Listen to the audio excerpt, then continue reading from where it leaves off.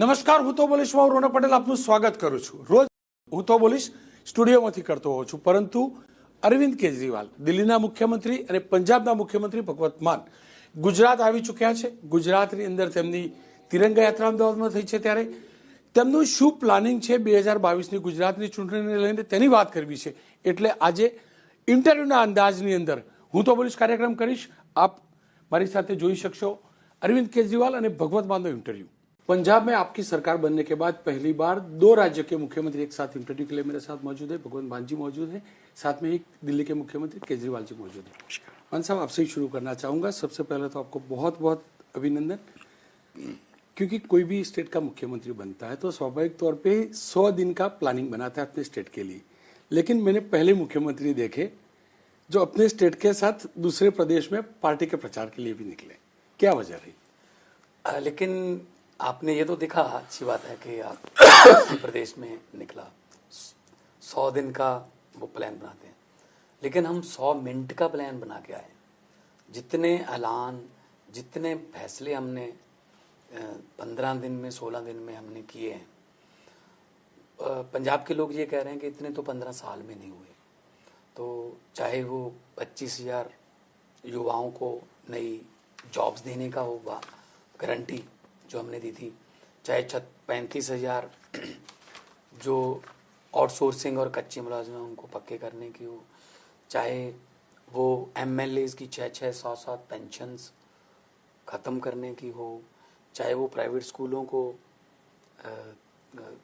Fees ना बढ़ाने की हदायतें हों, और एक ही दुकान से वर्दी या किताबें खरीदने के आदेश नहीं दे सकते. वो उनको सबको बताना पड़ेगा कि कौन कौन सी किताबों की दुकानें हैं, उन पर वहाँ पे माता पिता जा सकते हैं.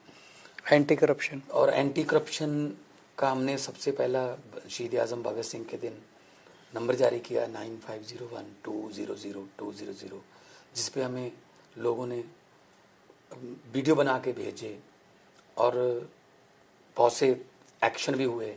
एंटी करप्शन हेल्पलाइन ही एंटी करप्शन एक्शन लाइन है वो.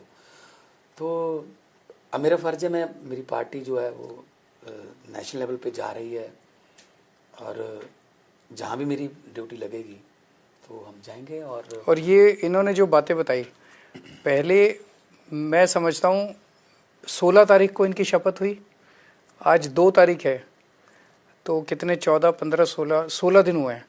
16 दिन में पंजाब से भ्रष्टाचार ख़त्म हो गया.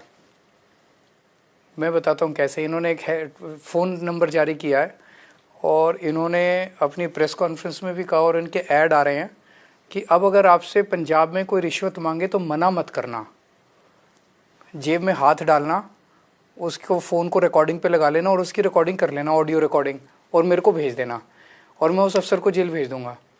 आप यकीन नहीं मानोगे, पूरे पंजाब में डर बैठ गया है सबके भ्रष्टाचारियों के मन में कि अगर इस बंदे ने, मैं जिससे रिश्वत मांग रहा हूँ, उससे पैसे मांग लिए तो वो मेरी रिकॉर्डिंग करके भेजे. इन्होंने कई अफसर सस्पेंड कर दिए, वो कर दिए. पंजाब में भ्रष्टाचार बंद हो गया, गुजरात में भी हो सकता है. इन्होंने एक मैं ऐसा ऐड करना चाहता हूँ. नॉट ओनली ऑफिसर्स की वीडियो आई जो मांग रहे थे पैसे, उल्टा भी आई सर.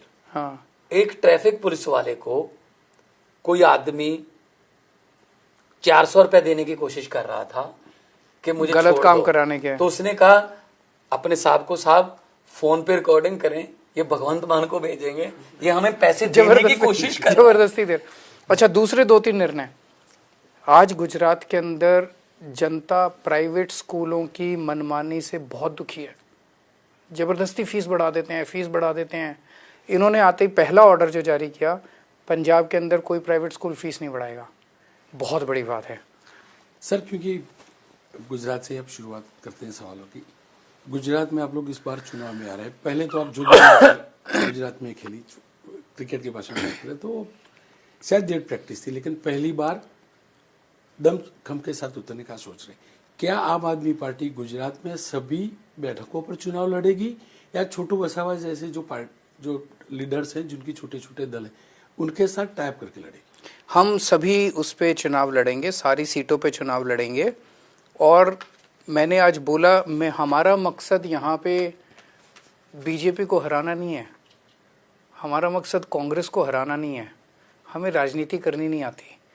हमारा मकसद है देश को जिताना, हमारा मकसद है गुजरात को जिताना, हमारा मकसद है गुजरातियों को जिताना। लोग जीतेंगे, लोगों को अच्छे स्कूल मिलेंगे, लोगों को अच्छा अस्पताल मिलेंगे, लोगों को अच्छा बिजली मिलेगी, उससे देश आगे बढ़ेगा। हम पॉजिटिव राजनीति करते हैं। पूरे पंजाब के अंदर हमने किसी को गाली गलौज नहीं किया। हम यहाँ पे बीजेपी के खिलाफ बोलने नहीं आए, हम यहाँ पे कांग्रेस के खिलाफ बोलने के लिए नहीं आए। हमें देशभक्ति करनी आती है, हमें राजनीति करनी नहीं आती। केजरीवाल जी देखिए, देशभक्ति तो ठीक है, साथ में राष्ट्रभक्ति की बात भी है और राजनीति की भी बात है। अब दिल्ली में चुनाव लड़े, कांग्रेस के खिलाफ लड़े, पहला चुनाव। पंजाब में लड़े और पार्टी के खिलाफ लड़े। गुजरात पहला स्टेट होगा जिसमें रूलिंग पार्टी बीजेपी है, और आप भी जानते हैं कि 95 के बाद बीजेपी कभी भी गुजरात में हारी नहीं। आपके जो भी मंसूबे हैं, आप जो भी बातें कर रहे हैं, जो भी सोच लेकर आ रहे हैं, लेकिन तब ये सब कर पाएंगे जब सरकार बनेगी। और क्योंकि बीजेपी हारी नहीं है, ऐसे में 2022 में आप ऐसा तो क्या जड़ी बूटी लेके आओगे कि ये सब जो बातें कर रहे हैं, जो सोच रहे हैं, वो कर पाओगे? आज सवेरे मेरे पास एक आदमी आया, हम दोनों बैठे हुए थे, आके मुझे गुजरात का ही था, मुझसे उसे पता चला हम लोग आए, मैं मिलने का टाइम मांगा।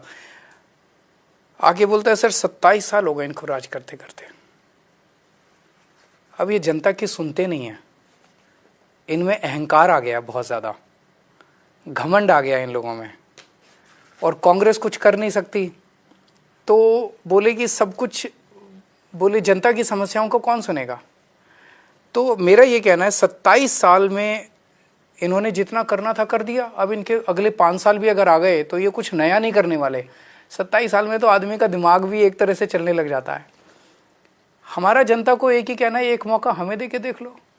नए लोग, नई राजनीति, नई पार्टी, नए चेहरे, सब कुछ नया है। दिल्ली के लोगों ने मौका दिया, कितना शानदार काम हुआ। पंजाब के लोगों ने मौका दिया, अब 10 दिन के अंदर इतना अच्छा। में जैसा आप कह रहे हैं कि बीजेपी इतने सालों से हारी नहीं। पंजाब 1966 में बना, 1967 में पहला इलेक्शन हुआ। उसके बाद पंजाब में कुछ देर नहीं, देश में सबसे ज़्यादा टाइम राष्ट्रपति राज भी रहा। 19.5 साल बादलों ने राज किया, और 25 साल कांग्रेस ने राज किया। आप मोटा मोटा लगा के चलो 45 साल इन्होंने राज किया। तो 45 साल में लोगों का कुछ नहीं इन्होंने किया। वही बेरोजगारी, वही करप्शन, वही आज ब्रेन ड्रेन हो रहा है। पंजाबी भाग रहे हैं आईलेट्स करके, चलो कैलिफोर्निया, चलो कनाडा, चलो ऑस्ट्रेलिया। तो हमने यही कहा था कि ये कोई ऐसा नहीं है कि हम पक्के ही आ जाएंगे, एक मौका देके देख लो। उन्होंने मौका दिया। आज वो ये कह रहे हैं पंजाबी 20-21 दिन में, यार इससे पहले वाला ही मौका अगर आपको दे देते तो पता नहीं अब तक कहाँ चले जाते। लेकिन चलो, जनता जनार्दन है, उनका जो फतवा है वो सर माथे पर। लेकिन हम पॉजिटिव राजनीति करते हैं। हम उन्होंने बहुत गालियां दी, केजरीवाल को कपड़े नहीं पहनने आते, उसका रंग काला है, भगवंत मान ये है वो है तिनका है। लेकिन हमने कहा जी अस्पताल बनाएंगे, स्कूल बनाएंगे, बिजली सस्ती करेंगे, और आपके बच्चों को रोजगार देंगे, इंडस्ट्री अच्छी करेंगे, इंडस्ट्री को वापस लेके आएंगे। अब जैसे गुजरात में मैं आज दंग रह गया, मेरे को पता चला पुलिस में भी कच्चे कर्मचारियों की भर्ती होती है, कॉन्ट्रैक्ट पे। शायद गुजरात पहला राज्य होगा जहां पे पुलिस में भी कच्चे कर्मचारी। इन्होंने आते ही सबसे पहला इन्होंने अनाउंस किया कि जितने कच्चे कर्मचारी है पंजाब सरकार में सबको पक्का किया जाएगा, और इसी सेशन में बिल लेके आएंगे। लोगों के समस्याओं का समाधान हमारे पास है। क्यों?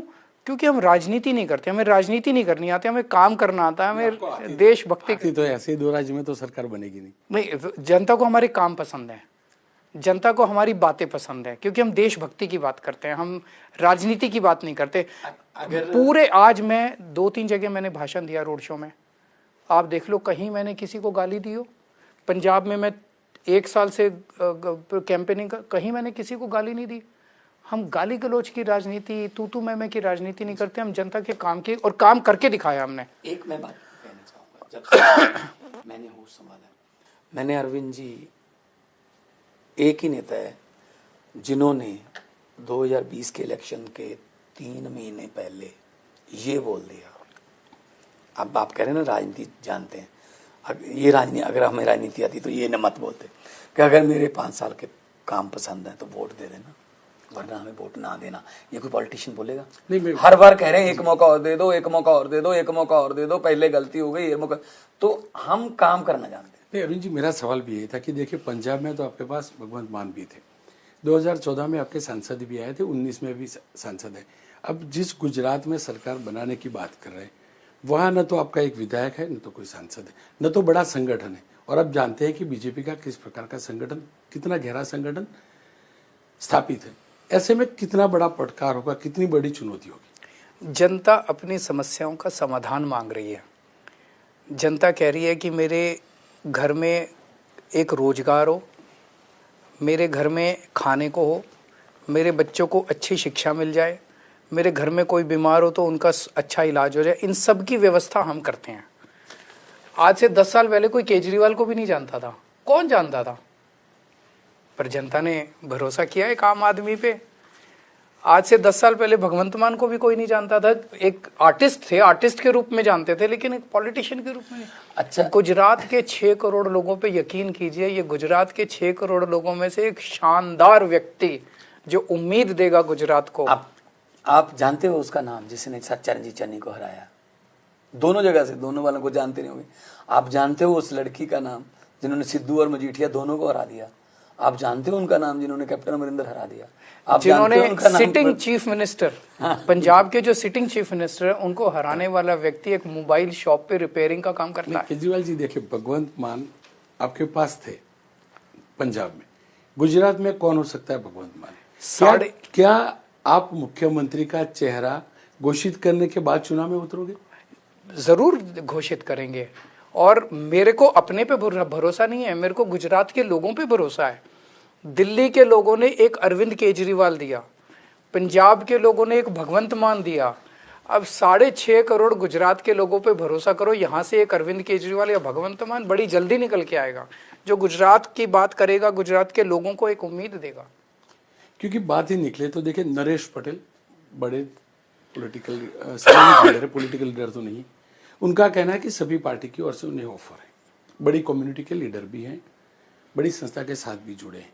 और क्योंकि अब जो बातें आ रही है, खबरें आ रही हैं कि वो कांग्रेस के साथ हो सकते हैं, क्या उम्मीद है नरेश पटेल आपके साथ जुड़ सकते हैं? आपकी कुछ बात हुई उसको लेकर? हम गुजरात में जितने भी अच्छे लोग हैं, किसी भी जाति के, उन सब लोगों का हमारी पार्टी में, जो गुजरात में अच्छा चाहते हैं, लोगों के बारे में चाहते हैं, उन सब का आम आदमी पार्टी में स्वागत है। नरेश पटेल जी का भी स्वागत है, दूसरे लोगों का भी स्वागत है। जो लोग आम आदमी पार्टी में आना चाहते हैं और गुजरात का बदलाव चाहते हैं, सब लोगों का स्वागत है। केजरीवाल जी देखिए, आप एक बार बोलते हैं कि आप राजनीति नहीं जानते, लेकिन आपसे अच्छी राजनीति कोई नहीं जान सकता। मुझे भी आप चकमा दे रहे हैं। मेरा सीधा सवाल है, क्या नरेश पटेल आम आदमी पार्टी में शामिल हुए हैं? आपकी कुछ बात हुई? नहीं, बात मेरी सबसे हो रही है। नरेश पटेल जी से भी कई बार मेरी मुलाकातें हुई हैं, और भी गुजरात के बहुत सारे लोगों से। जब से हमने ये तय किया है कि गुजरात में चुनाव लड़ेंगे, मैं पिछली बार शायद लगभग कई महीने पहले आया था, उसके बाद से गुजरात के कई नेताओं का भी, समाज के प्रतिष्ठित लोगों का भी, सब लोगों का आना जाना लगा रहता है, सबसे बात होती है। नरेश पटेल जी से भी बात हुई है हमारी। क्योंकि आपने आने जाने की बात की, तो आना जाना आपकी पार्टी में भी शुरू हुआ। देखिए, सूरत में आपने खाता खोला, उसमें कोई दो राय नहीं थी कि पहली बार चुनाव लड़े, 27 बैठकें लेके, 27 पार्षद लेके, लेकिन उसमें से 5 पार्षद चले गए, 2 वापस आ गए, लेकिन चले तो गए। कोई बात नहीं, भूला भटका जब घर लौट आए तो उसे भूला भटका नहीं बोलते।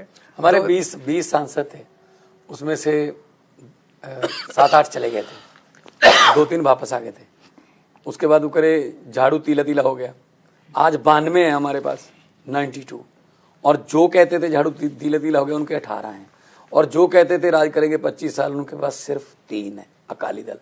वो तो ओथ लेने भी नहीं आ रहे कि किस मुंह से जाएंगे। तो मतलब पब्लिक है जी, जनता जो है, पब्लिक जब चाहे आदमी अर्श पर, पब्लिक जब चाहे आदमी फर्श पर।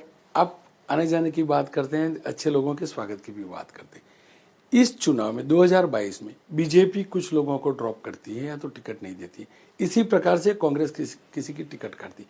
क्या ऐसे लोग ऐसे लोगों का आम आदमी पार्टी स्वागत कर सकती है? ऐसे भी कैंडिडेट हो सकते हैं जो बीजेपी से नाराज होकर आपके साथ जुड़े और कांग्रेस से नाराज होकर आपके साथ जुड़े। इसमें दो चीज़ें हैं। जैसे ये बीजेपी का बड़ा अच्छा स्टाइल है। जैसे पिछली बार दिल्ली नगर निगम के चुनाव हुए, सब लोग कह रहे थे कि बीजेपी ने बहुत भ्रष्टाचार किया, बीजेपी ने बहुत भ्रष्टाचार किया। उन्होंने सारे कैंडिडेट बदल दिए। तो एक तरह से उन्होंने माना कि हमारे वालों ने बहुत भ्रष्टाचार किया, उन्होंने सारे बदल के नए ले आए। तो जिनको बदला उनको जेल तो भेजो, उनके खिलाफ कार्रवाई तो करो। आप खुद मान रहे हो कि उन्होंने गड़बड़ करी, तो अब अगर ये कुछ लोगों को बदलते हैं तो इसका मतलब कांग्रेस ने चीफ मिनिस्टर बदल दिया सर, अपने चीफ मिनिस्टर बदल दिया पंजाब में। हाँ, 4.5 साल कैप्टन और उसके बाद चन्नी और जो उनके मंत्री थे वो सेम। तो मतलब ये एक आदमी पर थोपते हैं कि इसकी वजह से गलत हो रहा था, वरना हमारी पार्टी तो ठीक है। लेकिन लोगों ने नहीं यकीन किया। केजरीवाल जी, क्योंकि आपकी पार्टी का दायरा भी बढ़ रहा है, दिल्ली के बाद पंजाब में आपके विधायक भी इतने सारे आए, स्वाभाविक तौर पे ही राज्यसभा के सदस्य भी बढ़ेंगे, सांसद भी आपकी पार्टी की। प्रेसिडेंट के चुनाव आ रहे हैं, राष्ट्रपति के चुनाव आ रहे हैं, आम आदमी पार्टी का स्टैंड क्या होगा? क्या यूपीए के साथ रहेंगे या अलग से बात करेंगे? हम चाहते हैं कि देश को एक बहुत अच्छा राष्ट्रपति मिले। देखेंगे कि कौन कौन खड़े हो रहे हैं, कौन कौन कैंडिडेट्स है, उसके बाद सारी पार्टी मिलके हम लोग उस पर निर्णय लेंगे। हमारे लिए, जैसा मैंने यहाँ कहा, मैं ना तो यहाँ बीजेपी को हराने आया, ना मैं कांग्रेस को हराने आया, ना मेरा किसी दल से कोई लेना देना है, ना मेरा पार्टी से, ना मेरा किसी नेता के खिलाफ मैं हूँ, ना मेरा मकसद देश है। हम हमेशा देश को सामने रखते हैं, देश के लिए काम कर रहे हैं। जो भी राष्ट्रपति पद के उम्मीदवार होंगे उनमें हम देखेंगे, जो अच्छे होंगे उनका साथ देंगे। क्योंकि देखिए, आप दिल्ली तो जीते, विधानसभा जीत लेते हैं, पंजाब भी विधानसभा जीत ली, लेकिन आप एमसीडी के चुनाव जीत नहीं पाए। क्या वजह हो सकती है? इस बार करा के देखते, वो लोग जीत जाते हैं। हम लोग कराए नहीं इस बार, बीजेपी डर गई इस बार। बीजेपी ने चुनाव क्यों टाले, बताओ, आप खुद ही बताओ। बीजेपी ने चुनाव क्यों टाले? सरकार बनने के बाद भी तो चुनाव आए थे, तभी तो नहीं जीत पाए थे। उस टाइम नहीं जीत पाए थे, उसके कई कारण थे, लेकिन इस बार तो जीत रहे थे हम लोग। सारे सर्वे दिखा रहे थे। बीजेपी ने चुनाव टाल दिए, खैर टाल दिए। अब जब भी चुनाव कराएंगे, मेरा को पूरी उम्मीद है कि आम आदमी पार्टी भारी बहुमत से ये चुनाव जीतेगी। मुझे भी यही कहा जाता कि आप विधानसभा का चुनाव हार जाते हो, लोकसभा का जीत जाते हो। मैं इससे पहले 4 बार चुनाव लड़ा था। पहले विधानसभा का 2012 में हार गया, 2014 में लोकसभा जीत गया, 2017 में जलालाबाद से मैं हार गया और 2019 में लोकसभा जीत गया। तो कहते जी आप विधानसभा तो जीत ही नहीं पाओगे, 58,000 से जीते हैं। तो पब्लिक किसी को यहाँ पक्का नहीं बिठाती, पब्लिक जब फैसला करती है तो करती है बस। पॉलिटिशियन की नौकरी पक्की नहीं है। कच्ची नौकरी है कि अच्छा कैंडिडेट होगा उसका साथ देंगे, राजनीति करने नहीं आए। क्या बीजेपी आपकी पसंद का, या तो आप जिसको सोचते हैं कि अच्छा कैंडिडेट हो सकता है, उसको प्रेसिडेंट के तौर पे प्रोजेक्ट करती है या प्रेसिडेंट के तौर पे उम्मीदवार घोषित करती है एनडीए की ओर से, तो क्या आप उन्हें साथ देंगे? अच्छा तो हो, देखेंगे किसका क्या, कौन सा क्या है। हम तो बहुत छोटी सी पार्टी है, हमारे तो पूरे इलेक्टोरल कॉलेज में बहुत थोड़े से वोट हैं। हम अपना कैंडिडेट तो खड़ा कर नहीं सकते। तो जो भी कैंडिडेट्स खड़े होंगे, जरूरी नहीं कि कोई पार्टी वाला ही होगा, हो सकता है कोई इंडिपेंडेंट अच्छा खड़ा हो जाए। अच्छा व्यक्ति देश का राष्ट्रपति बने, देश की आन बान शान बने, ऐसे व्यक्ति को वोट देंगे। आपको सर लग रहा है कि राष्ट्रीय राजनीति में अब जिस प्रकार की कांग्रेस की हालत है, ऐसे में यूपीए के बाद यूपीए 2 खड़ा होता है, तो अरविंद जी का रोल क्या हो सकता है? और क्योंकि ममता जी को आप जानते हैं, तो क्या ममता जी बड़ी राष्ट्रीय लीडर बन सकती है या अरविंद जी? मेरे को ये सारा गणित आता ही नहीं समझ में। ये सारी तोड़ जोड़ गठजोड़ ये मेरे को समझ में ही नहीं आता। मेरा जिंदगी का मकसद है इस देश के 130 करोड़ लोगों का कोलिशन बनाना। उन पार्टियों का कोलिशन मेरे को समझ नहीं आता। 75 साल में इन सारी पार्टियों ने, नेताओं ने मिलकर देश को लूट लिया, देश को बर्बाद कर दिया। अगर दिल्ली के अंदर 6 साल के अंदर, 5 साल के अंदर दिल्ली के सरकारी स्कूल शानदार बन सकते हैं, दिल्ली के प्राइवेट स्कूलों पे हम लगाम लगा सकते हैं, दिल्ली के अंदर बिजली 24 घंटे हो सकती है, दिल्ली में बिजली मुफ्त हो सकती है, दिल्ली में पानी मुफ्त हो सकता है, दिल्ली में पानी 24 घंटे हो सकता है, दिल्ली में सरकारी अस्पताल शानदार बन सकते हैं, इतने मोहल्ला क्लिनिक बन सकते हैं, सड़कें बहुत अच्छी हो गई। अगर दिल्ली का 5 साल में इतना विकास होता है तो इन सारी पार्टियों ने 75 साल में क्यों नहीं किया? देश को जानबूझ के गरीब और जानबूझ के अनपढ़ रखा गया। केवल और केवल गंदी राजनीति हुई है इस देश के अंदर, केवल भ्रष्टाचार हुआ है। इसे बदलना है और इसे केवल देश के लोग बदल सकते हैं, ये पार्टियां नहीं बदल सकती। मेरी जिंदगी का मकसद पार्टीबाजी करना नहीं है, राजनीति करना नहीं है। 130 करोड़ लोगों का कोलिशन बनाएंगे हम।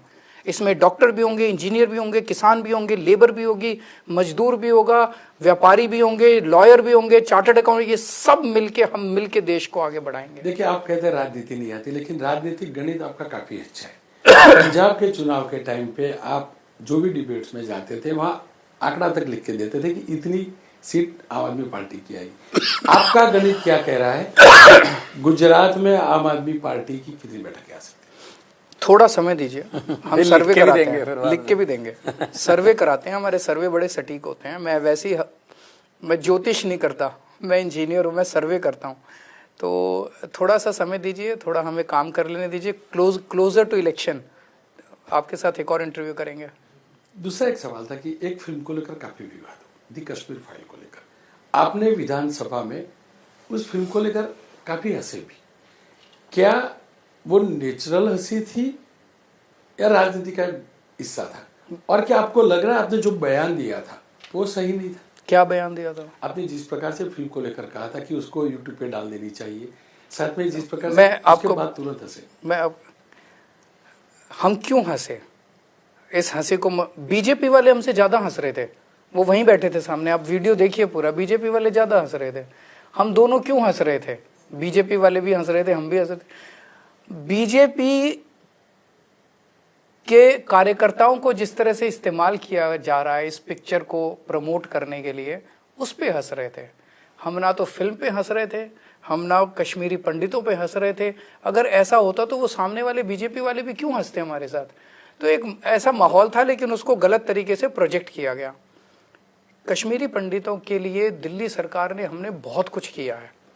जितना हमारी तो छोटी सी सरकार है, छोटा सा दायरा है, दिल्ली भी छोटी है। हमारे दायरे में जो कुछ भी था, जैसे जब कश्मीरी पंडितों का पलायन हुआ, उस पलायन के वक्त कई सारे कश्मीरी पंडित दिल्ली आए, दिल्ली सरकार में कॉन्ट्रैक्चुअल टीचर लगे। तब से लेके आज तक वो कॉन्ट्रैक्ट पे चल रहे थे।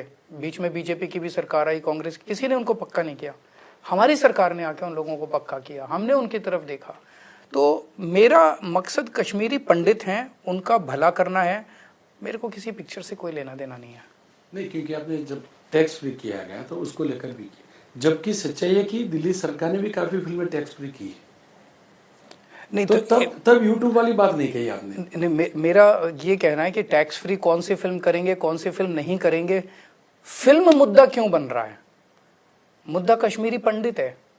कश्मीरी पंडितों को अगर आप 32 साल के बाद, 32 साल पहले उन लोगों का पलायन हुआ और उनके ऊपर अत्याचार हुआ, 32 साल के बाद अगर कोई सरकार उठ के ये कहे कि अब तुम्हारे लिए एक फिल्म बना दी है, फिल्म देख लो, ये तो इंसल्ट है उनकी।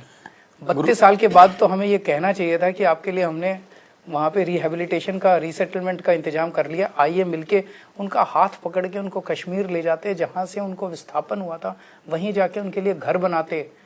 ये मैं करना चाहूंगा। मैं उनके लिए फिल्म नहीं बनाना चाहूंगा। मैंने पार्लियामेंट में बोला, श्री गुरु तेग बहादुर जी के पास कश्मीरी पंडित आए थे कि जी हमें जबरदस्ती हमारा धर्म परिवर्तन करवा रहे हैं। तो गुरु गोविंद सिंह जी उस समय 8 साल के थे, बालिग थे।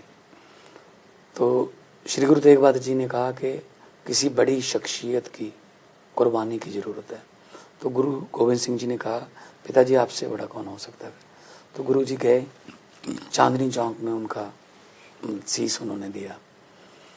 तो हम लोग तो वो लोग हैं जो एक दूसरे का धर्म बचाने के लिए जो धाड़ भी आते थे, उनसे हमारा धन बचाने के लिए सोशल बॉन्डिंग ऐसी है। तो ऐसे कुछ कोई नफरत के बीज हमारे बीच में बोएगा, वो नहीं होगा। क्योंकि मैंने पार्लियामेंट में ये भी कहा था, कौम को कबीलों में मत बांटिए, लंबे सफ़र को मीलों में मत बांटिए। एक बहता दरिया है मेरा भारत देश, इसको नदियों और झीलों में मत बांटिए। सर, आप तो कलाकार रहे हैं, अब कोई फिल्म आती है, इतिहास के ऊपर फिल्म आती है, तो उसमें गलत क्या है? मैं कब कह रहा हूँ गलत है? बहुत सी आई हैं, बहुत सी जो डॉक्यूमेंट्रीज आई हैं, बायोपिक आई हैं। हम गलत क्यों कह रहे हैं? लेकिन एक ही पिक्चर को सरकार प्रमोट कर रही है कि ये देखो इसके पोस्टर लगा दो, इसको ये कर दो, इसी को दिखाओ। तो समथिंग, इसका मतलब कुछ ना कुछ मकसद है। दिल्ली में हम प्रचार कर रहे थे 2020 में, हम कह रहे थे स्कूल बनाएंगे, अस्पताल बनाएंगे, बिजली और अच्छी करेंगे, गारंटी है कि जो पिछली सुविधाएं चल रही हैं। तो वो क्या कर रहे थे, वो कर रहे थे ये तो यूपी, ये तो आतंकवादी है, ये तो पाकिस्तानी है, ये तो खालिस्तानी है, ये तो फलाना धिमका। ऐसे ही उन्होंने किसान आंदोलन में किया। तो मतलब कि कानून वापस लेने पड़ गए। हमने पहले ही कहा था कि कानून वापस ले लो, ये कानून नहीं है, मौत के वारंट है, मौत के वारंट में संशोधन नहीं होता, मौत का वारंट सिर्फ वापस ही लिया जा सकता है। तो लेने पड़े। तो विपक्ष का काम है सरकार के कान खोलना, वो खोलते रहेंगे। केजरीवाल जी, आप राजनीति तो नहीं करते, लेकिन राजनीतिक गणित को अच्छे से समझते हैं। क्या कृषि कानून का जो भी इंसिडेंट हुआ, उसका फायदा आम आदमी पार्टी को पंजाब में मिला? मैं नहीं समझता। मैं समझता हूं कि पंजाब के अंदर दो चीज़ें एक साथ हुई। एक तो मौजूदा पार्टियों के खिलाफ बहुत ज़्यादा गुस्सा था लोगों में, बहुत ज़्यादा गुस्सा, मतलब ये कि बस इनको नहीं लाना, किसी को भी ले आएंगे, इनको ले लाना। तो उसमें कांग्रेस, बीजेपी, अकाली दल, तीनों पार्टियां जो काफ़ी टाइम से पंजाब में, तीनों को हराना चाहते थे अब पंजाब के। और दूसरी तरफ आम आदमी पार्टी को लेके उम्मीद थी, पॉजिटिविटी थी, क्योंकि दिल्ली और पंजाब में लोग आना जाना लगा रहता है। दिल्ली में हमने जो 5 साल में काम किया, उसकी बहुत पॉजिटिव एनर्जी पूरे देश में है। तो लोग देखते थे जब जाते थे दिल्ली, यार अस्पताल इतने अच्छे हो गए सरकारी, लोगों का सबका फ्री इलाज हो रहा है, फ्री दवाइयाँ मिलती है, स्कूल अच्छे हो गए, सड़कें अच्छी हो गई, बिजली फ्री हो गई, तो हमारे यहाँ भी होनी चाहिए। तो एक पॉजिटिव और एक नेगेटिव, इनके खिलाफ नेगेटिव, हमारे लिए पॉजिटिव, ये बन के 92 सीट्स में कन्वर्ट हो गया। गुजरात का इतिहास रहा है, बीजेपी और कांग्रेस के खिलाफ तीसरी पार्टी कभी भी ज्यादा चली नहीं। ऐसे में गुजरात में जमीन कैसे मिल सकती है? गुजरात के लोगों की भी ज़रूरतें वही हैं जो देश के अन्य भागों में हैं। यहाँ भी लोगों को अच्छी शिक्षा चाहिए। गुजरात के सरकारी स्कूलों का बहुत बुरा हाल है, बहुत बुरा हाल है। एक गरीब आदमी अपने बच्चों को सरकारी स्कूल में भेज नहीं सकता। प्राइवेट स्कूल अनाप शनाप फीस बढ़ा रहे हैं। गुजरात के सरकारी अस्पतालों का बहुत बुरा हाल है। कोरोना के टाइम में तो आप लोगों ने भी देखा था कितना बुरा हाल है। गुजरात के अंदर कच्चे कर्मचारियों की ऐसी बुरी हालत है चारों तरफ कि उनको कुछ साल के बाद उनको नौकरी से निकाल दिया जाता है। उनको पक्का करने की ज़रूरत है। रोज पेपर लीक हो रहे हैं, मतलब जो भी जिस भी नौकरी के पेपर हो वो पहले लीक होते हैं। क्यों होते हैं लीक? कैसे हो रहे हैं लीक? सरकार से क्या पेपर करवाए नहीं? हर क्षेत्र। तो उन चीज़ों का समाधान तो आम आदमी पार्टी देगी। और हमारा केवल एक ही है, हमारी नीयत साफ है, हम ईमानदार लोग हैं, कट्टर ईमानदार लोग हैं, कट्टर देशभक्त लोग हैं, इसीलिए लोग हमें पसंद करते हैं। इसी कट्टर देशभक्ति की बात के साथ, इसी अच्छी नीयत के साथ, क्या अरविंद केजरीवाल पंजाब, दिल्ली, अब गुजरात, उसके बाद राष्ट्रीय राजनीति में 2024 तक आना चाहते हैं? ना, मेरा कोई प्रधानमंत्री बनने का वो नहीं है, मेरा कोई ये सब मुझे समझ नहीं आता। मैं 10-12 साल पहले मैंने कभी ज़िंदगी में सोचा नहीं था मैं राजनीति में आऊँगा। मैंने कभी ज़िंदगी में सोचा नहीं था कि मैं कोई पार्टी बनाऊँगा, चुनाव लड़ूंगा। ये ऊपर वाले का कोई करिश्मा था, जनता का प्यार था कि आज ये जिम्मेदारी दी। मैंने खुल के ऐलान किया है, किसी भी पार्टी की कोई भी सरकार देश में, अब हमने स्कूल अच्छे कर दिए, अस्पताल अच्छे कर दिए, बिजली ठीक कर दी, पानी ठीक कर दिया। मैंने ओपनली बोला है कि कोई बीजेपी की सरकार, कोई कांग्रेस की सरकार आके अगर हमसे सीखना चाहे, मैं हाथ पकड़ के आपके भी राज्य में आके आपका काम कर दूंगा। आप जीतो, कांग्रेस जीते, बीजेपी जीते, देश जीतना चाहिए। मुझे किसी पार्टी से नफरत नहीं है, वो लोग करें। कल स्टैलिन साहब आए डीएमके के, वो तमिलनाडु से दिल्ली के स्कूल देखने, अस्पताल देखने, अब वो मेरे को बुला रहे हैं। मैं सारी पार्टियों की मदद करने के लिए तैयार हूं। मेरे को कोई मुख्यमंत्री, प्रधानमंत्री, मैं कोई नेपोलियन नहीं हूं कि घोड़ा लेके अपना निकला हूं और जीतता चला जाऊंगा। नहीं, मान साहब आप बताइए, आप क्या चाहते हैं? केजरीवाल जी दिल्ली और स्टेट तक ही सीमित है, राष्ट्रीय राजनीति में आनी चाहिए? नहीं, इनकी बात जो है ना वो ये कि हमें ये मुख्यमंत्री, प्रधानमंत्री, एमपी, एमएलए ये मायने नहीं रखता। देश इनको जब हमने ऑफर किया मुख्यमंत्री का, उन्होंने कहा सर मेरे लिए मुख्यमंत्री कोई मायने नहीं रखता, मेरे लिए केवल पंजाब मायने रखता है। हाँ। पंजाब के लिए मैं जो भी कर सकता हूं मैं करूंगा। हमारे लिए पद के लिए नहीं आए। 49 दिन के अंदर मैंने मुख्यमंत्री के पद से इस्तीफा दे दिया था। दुनिया के इतिहास में कोई ऐसा वो बता दीजिए दूसरा प्रेसिडेंट की किसी ने मेरे को कहा नहीं था, मैं ठीक ठाक सरकार चल रही थी, 49 दिन के अंदर कौन देता है इस्तीफा? इस देश के अंदर कोई चपरासी की नौकरी से इस्तीफा नहीं देता। हमारे लिए पद इंपॉर्टेंट नहीं है, देश बहुत ऊपर है। तो मैं चाहता हूं कि जो आम आदमी पार्टी, वो कई बार नई पार्टियां जो होती हैं, हमारी पार्टी नहीं, वो नंबर्स में कई बार कम रह जाती हैं, लेकिन वो पुरानी बड़ी बड़ी पार्टियों का एजेंडा रीसेट करा देती है। अब ये हेलीकॉप्टर वाले नीचे आ गए ना धरती पे, अब ये डोर टू डोर पैम्फलेट बांटने लगे ना, अब इनको टोपियों के रंग भी अपने अपने बदलने पड़ गए ना। क्यों? हमने सिखाया कि ऐसे भी होता है। अब ये डोर टू डोर नहीं, ये विंडो टू विंडो जाएंगे अगली बार। तो हमारा मकसद है पार्टी की सोच जो है वो देश में फैले, भले ही हम वहां ना जाएं, लेकिन हमारी सोच वहां जाए, वहां के लोग सरकार को मजबूर करें कि अगर पंजाब में और दिल्ली में ये हो रहा है तो आप यहाँ पे क्यों नहीं करते। सर अंत तक जाऊँ उसके पहले फिर एक बार राष्ट्रीय राजनीति की बात करना चाहूंगा। 2024 में आम आदमी पार्टी का क्या प्लानिंग है, क्या रोड मैप है? हम उस तरह से देखते नहीं है। मेरे लिए 2024 मेरे लिए गोल नहीं है, मेरे लिए गोल है। मेरे को बहुत तकलीफ होती है कि हमारे देश ने 75 साल खराब कर दिए, 75 साल गंवा दिए।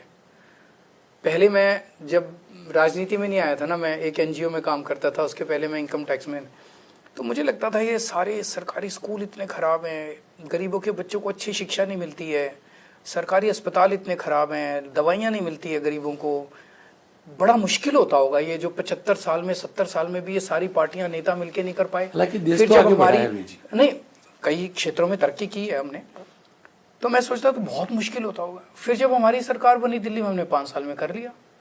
फिर अब लगने लगा यार काम तो हो सकता था, मुश्किल तो नहीं था इतना, हो तो सकता था, नीयत की खराब थी। 75 साल में लूटने में कोई कसर नहीं छोड़ी इन लोगों ने। तो अब मेरा ये कहना है यार, आओ मिलके अब भारत को आगे लेके चलें।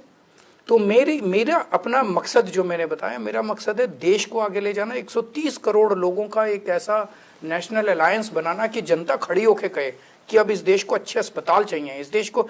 आप ये बताइए कि मेरा मकसद जिंदगी का क्या है? मेरा मकसद है भारत को दुनिया का नंबर 1 देश बनाना। क्या एक अनपढ़ देश दुनिया का नंबर 1 देश बन सकता है? नहीं बन तो नहीं। देखिए हम लोगों के पास काफी इंफ्रास्ट्रक्चर भी है, कमी पीछे जरूर है, लेकिन सब कुछ है। आप भी तो आईआईटी हुए सर। मैं आईआईटी हुआ, लेकिन इस देश में था तो अब मेरी जिम्मेदारी है ना कि एक आईआईटी से निकल ग्राउंड गया, लेवल तक नहीं जा रहा, आईआईटी से निकल गया तो गरीबों को भी तो अच्छी शिक्षा मेरा सवाल सर उसको, मैं 1 मिनट आ रहा हूँ, देश को हम अनपढ़ कैसे बता सकते? नहीं, अनपढ़ देश का एक बड़ी संख्या में लोग हैं, गरीब लोग हैं जो अनपढ़ हैं, मतलब मैं उसको मॉडिफाई कर देता हूँ, वो मेरा वो मकसद नहीं था कि एक बड़ी संख्या में ऐसे लोग हैं जो अनपढ़ हैं। जब तक हम अपने गरीब से गरीब लोगों को अच्छी शिक्षा नहीं देंगे तब तक देश कैसे आगे बढ़ेगा? मेरा मकसद वो है। मेरा पहले भी मकसद यही था, पहले मैं एनजीओ में काम करता था, भगवान ने मौका दिया, राजनीति में आ गया, राजनीति में आके भी मैंने वही काम किया। आगे ऊपर वाला मेरे को जो भी मौका देगा, जो भी ऊपर वाला मेरे लिए दिशा देगा, मैं वही करूंगा। आप जिस प्रकार का देश चाहते हैं उस दिशा में आगे ले जाने के लिए आपको क्या लग रहा है, कौन कौन सी पार्टी 2024 में एक हो सकती है? इन पार्टियों से देश का सुधार नहीं होगा, जनता से देश का सुधार होगा। अगर हम सोचें इन पार्टियों से कोई समाधान निकलेगा, ये सारी पार्टियां जोड़ तोड़ में ही लगी रहती हैं सारी। ये सारी पार्टियां मिलके सारे इकट्ठे हो जाओ, इसको हराना है, उस पार्टी को हराना है, उस आदमी को हराना है, इसको जिताना है। हराने जिताने का काम जनता करती है, जनतंत्र के अंदर जनता करती है। ये पार्टियों को पता नहीं क्या घमंड है कि हम सारे इकट्ठे होकर इसको हरा देंगे, उसको जिता देंगे, सब फेल हो जाता है। देश का क्या प्लान है? किसके पास प्लान है? आप इनको से पूछे भाई देश को आगे बढ़ाने का आपके पास क्या प्लान है? किसी के पास प्लान नहीं है, कोई प्लान बनाना भी नहीं चाहता। आप ये कहना चाहते हैं कि जितनी भी पॉलिटिकल पार्टी है गुजरात देश में, उनके पास कोई प्लान नहीं, और आम आदमी पार्टी के पास प्लान है देश को आगे बढ़ाने का? कोई जिक्र करता है क्या? जैसे मैं आपसे पूछूं कि पिछली बार गुजरात के चुनाव में बीजेपी का क्या एजेंडा था और कांग्रेस, अभी हम पंजाब का ही जिक्र कर लेते हैं, मतलब पिछली बार तो 5 साल पहले, याद भी नहीं होगा, आपको भी नहीं होगा, पंजाब का जिक्र कर लेते हैं। जैसे वही पंजाब के चुनाव हुए, बार बार मैं और भगवंत जी वहां पे कहते थे भाई कांग्रेस का क्या एजेंडा है, किस मुद्दे पे चुनाव लड़ रहे हो तुम लोग? बीजेपी का क्या एजेंडा है, किस मुद्दे पे चुनाव लड़ रहे हो? उसका अकाली दल का कोई एजेंडा ही नहीं था तीनों पार्टियों का। आम आदमी पार्टी बार बार कहती थी दिल्ली में स्कूल अच्छे करें, आपके बच्चों के स्कूल ठीक करेंगे, प्राइवेट स्कूलों की फीस नहीं बढ़ने देंगे, रोजगार देंगे, कच्ची नौकरियां पक्की करेंगे, 24 घंटे बिजली करेंगे, बिजली फ्री करेंगे, गांव गांव तक सड़कें पहुंचाएंगे। ये सारा हमारा एजेंडा था और बार बार मैं रिपीट करता था, इसी एजेंडा पे हम चुनाव लड़े। हमारे पास एजेंडा था, हम सोचते हैं देश के बारे में, भारत के बारे में सोचते हैं, यहाँ बसता है हमारे भारत। एक आखिरी सवाल सर आपसे, क्योंकि पंजाब में उड़ता पंजाब बहुत हम लोगों ने सुना, क्या अभी भी वही चीजें है, और है तो उसको किस प्रकार से आपका रोड मैप है? जो ड्रग्स वाला जो किस्सा है, ड्रग्स देखो, जितने किंग पिन हैं उनको पकड़ा जाएगा। रिहैब सेंटर बड़े लेवल पे हमें खोलने की जरूरत पड़ेगी, क्योंकि हम उनको ऐसे लावारिस नहीं छोड़ सकते। हम सप्लाई लाइन तोड़ने से पहले इस बात के लिए प्रिपेयर रहेंगे कि कितने युवा जो हैं वो एडिक्शन में हैं, और एकदम से जब सप्लाई लाइन टूटेगी तो वो तड़पेंगे, क्रेविंग होगी, उनको मेडिकली ठीक किया जाएगा। फिर उसके बाद उनकी काउंसलिंग करके उनको मेन उसमें लाया जाएगा कि कोई बात नहीं, समाज में वापस आओ, आप ऐसा मत सोचो कि हम समाज हमें छोड़ चुका है। फिर उनको काम दिया जाएगा, क्योंकि अगर वो बेरोजगार रहे फिर दोबारा वो जा सकते हैं। जिसके हाथ में टिफ़िन हो उसके हाथ में टीका नहीं होगा। ये हमारा प्लान है, बड़े लेवल का प्लान है, बहुत जल्दी आपको बता देंगे। और हाँ, आप जो क्या बातें जो ओवरऑल मैंने आपका सवाल वगैरह सुने, उसमें तो मैं यही कहना चाहूँगा कि अल्लाह वालों, राम वालों, अपने मजहब को सियासत से बचा लो, एक ही रहने दो शहीदों का तिरंगा झंडा, हर रोज नए झंडे में डंडा फंसाने वालों। सर अंत में आपसे जानना चाहूंगा, देखिए हर बार जब भी आम आदमी पार्टी के प्रवक्ता है, प्रेसिडेंट है, ईसुदान मेरे पास है, तो मैंने एक बात पूछी हर बार, क्योंकि राजनीति बिना पैसे नहीं चलती, और आप लोग गुजरात के लिए नए, और अब क्योंकि अब राजनीति में है तो आप भी जानते हैं, ऐसे में चुनाव लड़ने के लिए आम आदमी पार्टी फंड कहां से लाएगी? और दूसरा सवाल है कि गुजरात के चुनाव को लेकर आम आदमी पार्टी का नारा क्या होगा, टैगलाइन क्या होगी? टैगलाइन क्या होगी ये अभी सोचेंगे, और जैसे ही सोचेंगे बताएंगे आपको। लेकिन पैसा हमें जनता देती है। जो लोग गुजरात में अच्छे सरकारी स्कूल चाहते हैं वो हमें गुजरात का चुनाव लड़ाएंगे। जो लोग चाहते हैं कि प्राइवेट स्कूलों की फीस पे लगाम लगनी चाहिए वो हमें गुजरात का चुनाव लड़ाएंगे। जो चाहते हैं कि दिल्ली में जैसे हमने सबके लिए सारा इलाज फ्री कर दिया, वो चाहते हैं कि गुजरात के अंदर भी अच्छी स्वास्थ्य सेवा होनी चाहिए, बिजली फ्री होनी चाहिए।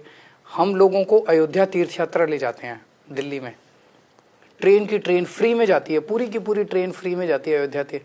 जो लोग अयोध्या की तीर्थ यात्रा करना चाहते हैं वो हमें चुनाव लड़ाएंगे। हमारे पास पैसा नहीं है, मैं फक्कड़ आदमी हूँ। जब राजनीति में आया था तब भी पैसा नहीं था, आज भी मेरे बैंक अकाउंट में पैसा नहीं है, मेरी पार्टी के बैंक अकाउंट में भी पैसा नहीं है।